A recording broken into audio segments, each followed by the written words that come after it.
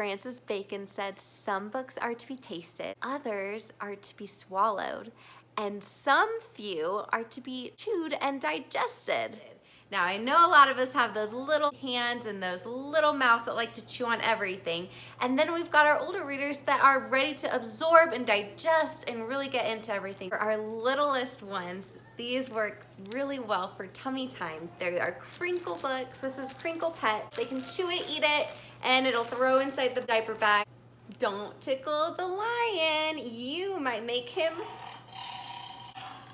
The kids will get to tickle all the animals until they all giggle as they're touching the textures and building those connectors between the material they feel, the animals that they hear, and the animals that they see, until you finally get to bust out a whole dance party.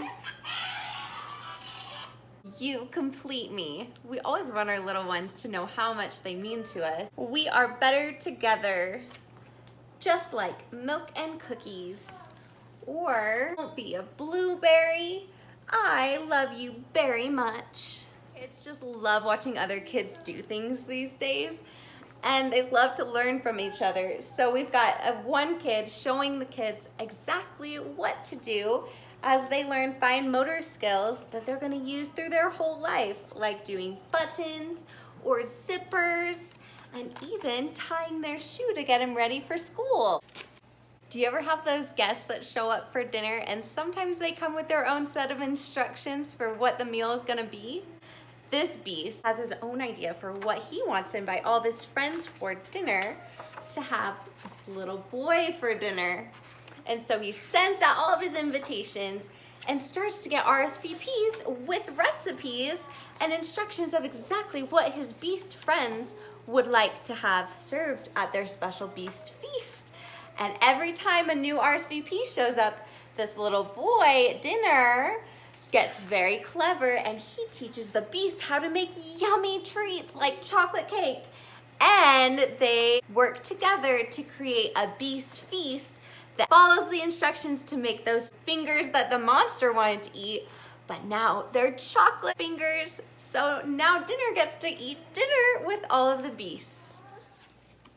Sometimes our kids just need a little help rethinking situations and helping solve problems. This little boy is an example of how you can take the craziest situations and turn them into something really good. This is Frog, and this book is all about getting our kids moving and involved in this story as they learn about what Frog is really like in the rainforest.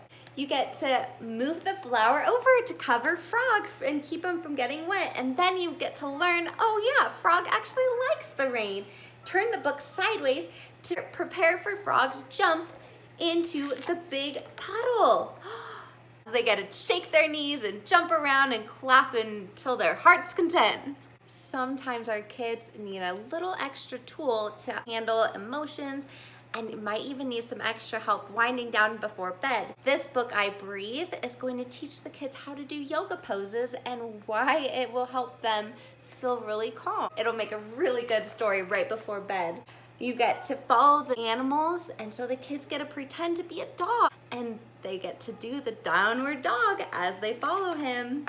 Or they imagine their balloon. Another good one to help with all of the kids' emotions is Red, Red, Red. This little boy was trying so hard to get a biscuit, and he fell on his way. And he ended up feeling really red, red, red. But his mom helps him learn that, oh, you're feeling red, let's count to 10. As he counts to 10, your kids get to see how his emotions are gradually getting less and less intense until he's finally happy at number 10. And his mom breathes, and they get to enjoy a cookie together. This even works as a little reminder for us moms so that we remember to remind them to count to 10 when they're having their red moments. It's really hard for little kids to always know exactly what to do, and so we give them little reminders. We've got the hungriest hippo who has to learn a difficult lesson. It's no use being impatient. Stand in line and wait your turn. And of course, we're going to teach them how to behave for bedtime. Bedtime can be a little bit of a crazy situation. And this will go through the behavior that they're looking for in bedtime. So now you're clean and ready for bedtime. Settle in and snuggle up tight. There'll be a goodnight kiss and a story before it's time to turn out the light. That routine where they know that this is what's gonna happen. We're gonna snuggle, you get a kiss, you get a story, and then we'll turn out the light. It helps them know what to expect, and then they're not surprised when it's time to actually go to bed.